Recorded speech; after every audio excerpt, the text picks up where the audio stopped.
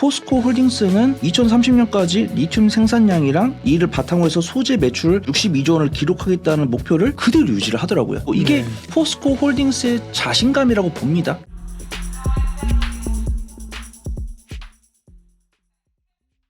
예민수의 경제 토크 퍼스트 프라임 리서치 손여로 팀장님과 포스코 그룹주는 어떻게 해야 되는가 말씀을 나누도록 하겠습니다. 한투운용에서 포스코 그룹주 전용 ETF를 만들었더라고요. 그죠? 네. 예, 물론 포스코 그룹주만 다 들은 건 아니고 몇 개 다른 종목이 있지만 어쨌든 포스코 그룹에 거의 올인되어 있는, 그죠? 그러니까 이제 포스코가 철강 회사가 아니라 이제 에너지 쪽으로 신재생 2차전 쪽으로 간다는 걸 이제 의미하는 건데요. 네. 관심이 갑니다. 일단 주가는 포스코 홀딩스도 조정 꽤 받았죠. 그러면서 여타 이제 2차 모멘텀으로 같이 가던 뭐 DX나 인터넷이나 이런 것도 좀 못 가고 대체적으로는 좀 포스코 그룹도 지금은 좀 조정이죠. 네, 좀 대동소이하게 2차전지 관련 종목들이 다 대동소이하게 움직이고 있는데요. 저는 에코프로랑 비교를 하고 싶지 않은데 어떻게 보면 녹화 순서가 이렇다 보니까 비교를 하게 되는데 아마 시청자분들께서 비교를 하고 계실 거고 많은 이제 개인 투자분들의 시선이 좀 에코프로보다는 좀 포스코 쪽으로 온 게 아닌가 그렇게 최근에 판단되고 그렇죠. 있고요. 네. 비교를 굳이 하고 싶지 않다는 의미는 무슨 의미예요? 네. 비교가 의미가 없다라고 보고 있고 네, 사실 무슨 의미로? 네. 분산 투자 관점은 둘 다 사야 된다. 둘 다 사야 되는데 둘 중 하나를 둘 중에 하나를 선택하려고 한다면 그런 비교는 별로 바람직하지 않다. 근데 아마 원하실 거예요. 원하실 건데 저는 뭐 포스코 홀딩스 편을 들도록 하고 있고 아무래도 이 선택하는 기준은 밸류에이션일 겁니다. 이제 전문가마다 갖고 있는 밸류에이션 기준. 그래서 뭐 시가총액이랑 성장성 이런 것들은 이제 많은 분들께서 이제 댓글로 싸우시겠지만 저는 뭐 개인적으로 이제 시중에서 확인할 수 있는 부분들을 본다고 하면은 포스코의 손을 좀 들어주고 싶다. 거래량이나 거래대금 이런 포스코 게 홀딩스는 좋은 거는 죄송한데 자꾸 잊어버릴까 봐 생각할 때 이게 끼어들어서 하는 거예요. 근데 이제 에코프로 같은 경우는 아까 실적 추정치도 사실은 증권사들이 다 내놓지 않고 좀 뭐 두려움도 있고 노이즈도 있고 그렇잖아요. 그죠? 뭐 욕먹기 싫고 그런데 포스코 홀딩스 같은 경우는 사실은 그전에 포스코 철강 부분이 메인이고 사업 구조하니까 여기는 뭐 주요 메이저 업체들이 다 붙어서 리서치를 하고 자료를 낸단 말이에요. 목표가를 내고 그죠? 대략 한 70만 원대 목표가가 많을 거예요. 한 65만 원, 70만 원. 그러니까 이제 좀 이게 들을 얘기가 많은 거죠. 그죠? 검증할 수 있는. 말씀해 주시죠.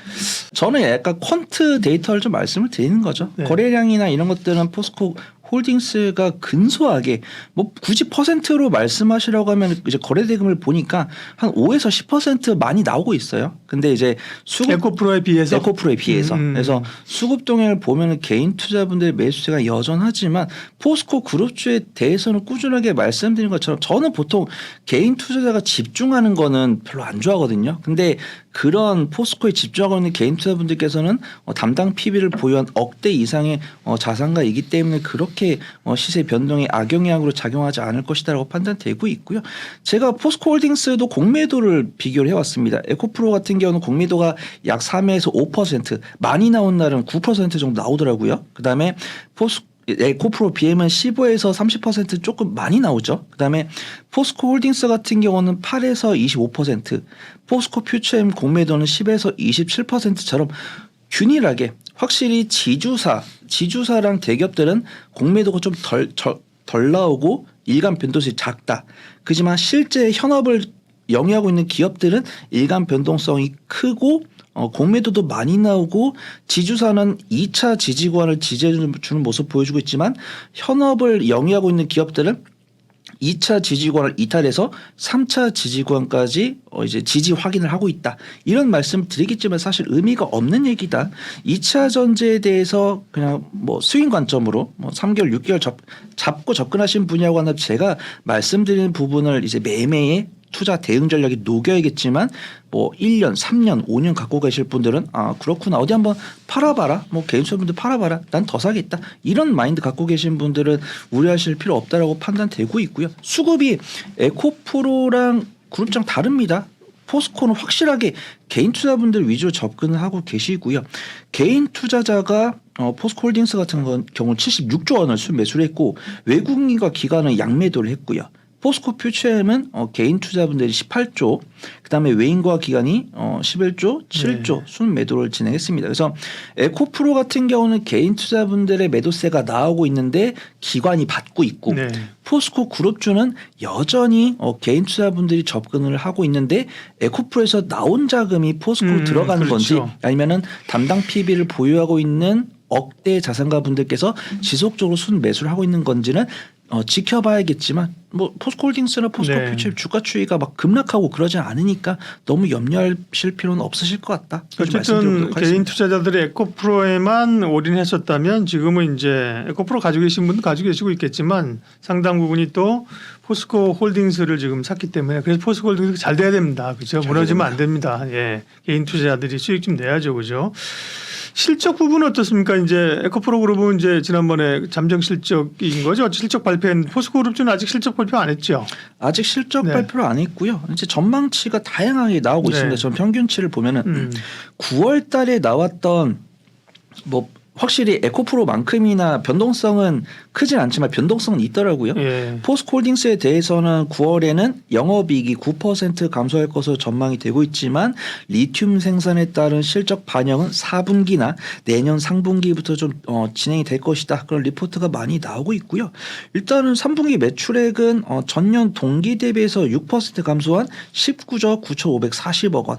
그다음에 영업이익은 9월 달에는 증가할 것이다라고 나왔었는데 10월 달엔 조금 조정이 됐습니다. 그래서 10월 달에 영업이익이 1조 2천억 원으로 2분기 대비해서 9.1% 감소할 것으로 전망이 되고 있고 포스코 퓨처엠 같은 경우는 조금 변동폭이 클 것이라고 전망이 되고 있고 포스코 퓨처엠 같은 경우는 매출액이 1조 4,980억 원, 영업이익은 779억 원 나오고 있는데 제가 이렇게 수치로 말씀드리는 걸 듣고 적으시면 조금 비교가 편한데 비교가 안 되시는 분들을 위해서 좀 말씀을 드리면 에코프로 같은 경우는 이제 포스코 그룹주보다 조금 한 발짝 앞에 있다라고 말씀드렸죠. 그래서 에코프로 같은 경우는 2019년, 2020년부터 준비를 해가지고 2021년부터 실적을 보여준 다음에 2023년에 피크를 한번 기록을 했지만 포스코 홀딩스랑 포스코 퓨처엠은 2, 4분기에 이제 작년 2022년 4, 4분기, 2020년 4, 4분기에 살짝 흔들린 다음에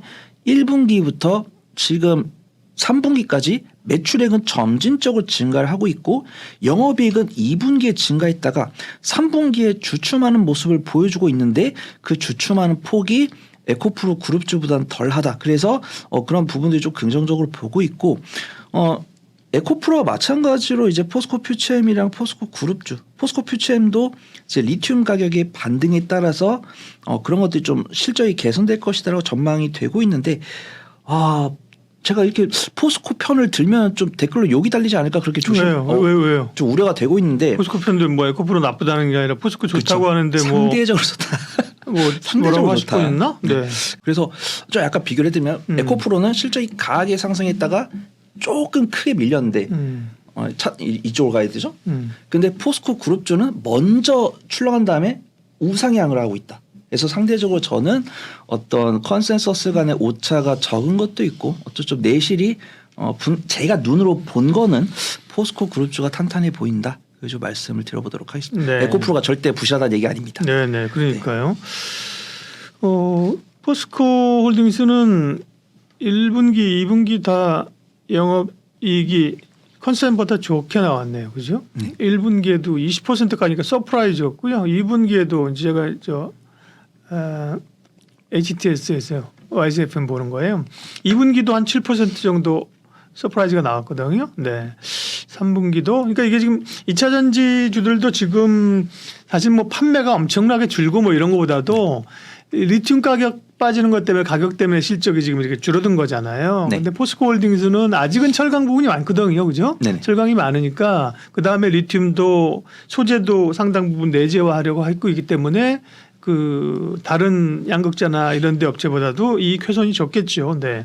자, 포스코 그룹주 그러면 투자 포인트 주목해야 될 거. 네, 우선 좀 굵은 맥은 비슷하다라고 판단됩니다. 이제 제롬 파월 연준의장 발언 있고 테슬라 실적을 아까 에코프로 말씀드릴 때는 간략하게 말씀드렸는데 오히려 테슬라 실적과 이제 포스코 그룹주의 연관성이 있다라고 좀 말씀을 드리고 싶고요.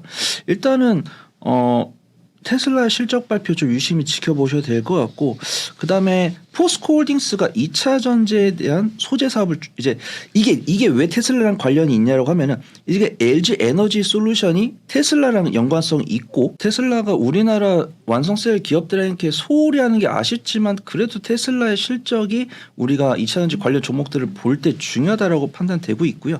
LG 에너지 솔루션이 테슬라에다 납품을 하고 있고, LG 에너지 솔루션에다가 LG 화학이 소재를 60%를 갖다 그렇죠. 주고 있고, 예. 그다음에 포스코홀딩스가 약간 20 몇 % 정도 가져다 주고 있기 때문에 테슬라의 실적 발표가 에코프로보다는 포스코홀딩스에 관심을 있으신 분들은 테슬라의 실적 발표를 유심히 지켜보시는 게 좋을 것 같다고 판단되고 있고요.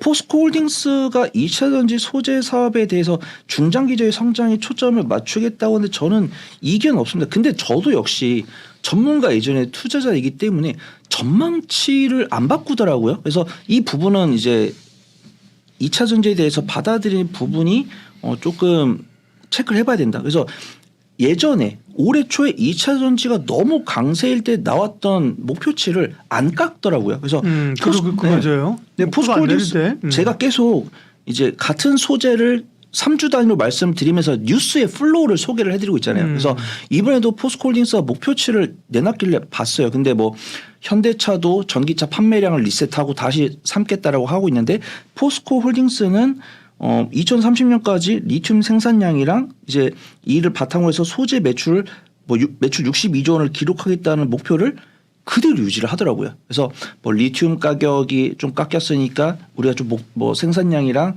매출 가격을 좀 떨어뜨리고 뭐 큐를 늘리겠다. 상식적으로 이런 생각을 할 수 있는데 이런 얘기 없어가지고 이게 포스코홀딩스의 자신감이라고 봅니다. 자신감일 수도 있고 아니면은 투심 악화를 막기 위해서 좀 언론 플레이를 할 수도 있는 거니까 이건 제 개인적인 사견이고, 우선은 포스코홀딩스 쪽에서 그런 목표치를 깎지 않고 있는 것은 자신감의 표현이다. 그래서 포스코홀딩스에서 강력하게 믿고 계시는 분들은 믿고 홀딩해 보시면 좋을 것 같다고 판단되고 있고요. 포스코퓨처엠의 LFP 배터리 개발에 대한 훈풍 뉴스가 꾸준하게 나오고 있습니다. 이제 포스코퓨처엠과 LNF가 이제 테슬라랑 관련이 있는데, 테슬라가 LF 배터리를 많이 차용을 하겠다고 하니까 포스코퓨처엠이 LNF랑 양극재 이제 LFP 배터리용 소재 LFMP 양극재 합작 법인을 설립하겠다고 했었고, 지금 제가 포스코홀딩스랑 포스코퓨처엠의 업종퍼나 이런 것들을 봤을 때 꾸준하게 조정이 되고 있거든요. 그래서 일단 포스코홀딩스 같은 경우는 거의 퍼가 변화가 없는데, 포스코퓨처엠이 상당히 퍼가 많이 조정이 됐습니다. 제가 예전에 기억할 때 포스코퓨처엠의 업종 퍼가 한 15에서 20 정도 됐었거든요. 15에서 20 정도고, 제가 저번 방송에 왔을 때 포스코퓨처엠의 퍼가 110이 넘었었습니다. 근데 제가 이 방송을 준비하면서 어제 종가로 봤을 때는 90 정도로 내려왔습니다. 뭐 주가 떨어진 영향도 있겠지만 그런 부분에서 상당히 주가의 괴리가 적어졌기 때문에 이런 것들은 오히려 포스코 그룹주에 대해서 투자 의견을 갖고 계신 분들께 좀 안전하게 접근할 수 있는 근거가 되지 않을까. 그다음에 포스코퓨처엠이 LFP 배터리를 통해서 실적을 안정적으로 내기를 간절히 기원해 보도록 하겠습니다. 네. 자, 포스코 그룹주는 상장된 기업들이 꽤 많이 있죠, 그죠? 네. 그러면 근데 이것도 다 포스코 2차 전지에 따라 요즘 다 움직여요. 포스코 그룹주가 이제 2차 전지 쪽으로 등심을 잡다 보니까 포스코 인터내셔널도 그렇고 뭐 DX도 그렇고 이렇게 같이 연동되는 흐름인데, 포스코 그룹주 가운데는 그러면 탑픽이 뭡니까, 팀장님? 네, 확실하게 저번에 포스코 스틸리온이랑 포스코 DX 이런 종목들도 말씀을 드렸었는데 최근에 2차 전지 하면 좀 리튬 관련 종목들이 단기적인 변동성을 보여준 이력이 있기 때문에 리튬 관련주 좀 유심히 지켜보시면 좋을 것 같다고 판단되고 있고요. 실질적으로 포스코 그룹주에서 리튬 사업은 포스코 홀딩스에 녹아 있기 때문에 실질적으로 포스코 엠텍이 이제 리튬 관련 수혜를 입는 것은 아니지만 포스코 그룹주 중에서 리튬 관련 수혜를 입는 종목으로 좀 단기적인 수익을 가져가고 싶다라고 하시는 분들은 포스코 엠텍을 좀 유심히 지켜보시면 좋을 것 같고요. 포스코 엠텍 같은 경우는 포스코 그룹의 철강 제품의 포장 유통업을 영위를 하고 있는데, 포스코에서 취득한 광산의 운영권을 갖고 있기 때문에 리튬 관련 종목으로 부각이 되고 있습니다. 우선 뭐 기술적 위치에 괜찮다라고 판단되고 있고요. 포스코 그룹 중에서 포스코 엠텍이 시가총액이 1조 1천억인데 이 정도면 굉장히 작은 편입니다. 리튬 관련 종목들 중에서 시가총액이 굉장히 가벼운 종목들 많은데 그런 종목들은 변동성이 너무 크기 때문에 매매 자신 없는 분들 좀 매매하기 어렵다라고 판단되고 있고 내가 좀 포스코 그룹 좀 매매하고 싶은데 리튬이 많이 움직인다네. 근데 나는 그런 좀 내가 잘 모르는 종목보다는 포스코의 속해 있으면서 안정적으로 수익을 가져갈 수 있는 종목을 원하시는 분야는 포스코 엠텍을 좀 유심히 지켜보시면 좋을 것 같고요. 기관 순매수 꾸준히 들어오고 있다가 오늘 오전까지도 기관 순매수세 들어왔었는데 약간 기관 순매도로 전환됐지만 오늘의 시장 분위기 보신다고 하면 충분히 좀 눌림목 공략 가능하지 않을까 좀 보고 있습니다. 포스코 그룹주 가운데 포스코 엠텍을 탑픽으로 꼽아주셨는데요. 물론 팀장님 마음이지만 홀딩스가 아니라 엠텍일까요? 네. 포스코 홀딩스도 물론 좋습니다. 물론 좋은데 많은 분들께서 포스코 홀딩스를 말씀을 하시는데 저도 뭐 말씀을 드리고 저는 그래도 똑같이 얘기하기 싫어서 물론 이렇게 이야기하면 뭐 저 어디서 뭐 방송 듣고 왔네. 저 포스코 홀딩스의 투자 포인트 앞에서 다 말씀드렸고요. 포스코 그룹주 중에서 좀 단기적으로 그래도 하루 만에 10에서 15% 수익을 가져가실 수 있는 좀 더 탄력 있게 갈 수 있는 좀 더 탄력은 포스코 엠텍이 있지 않을까 이렇게 좀 판단하고 있습니다. 알겠습니다. 네. 퍼스트 프라임 리서치 손일호 팀장님과 함께 포스코 그룹주 얘기를 했습니다. 고맙습니다. 감사합니다.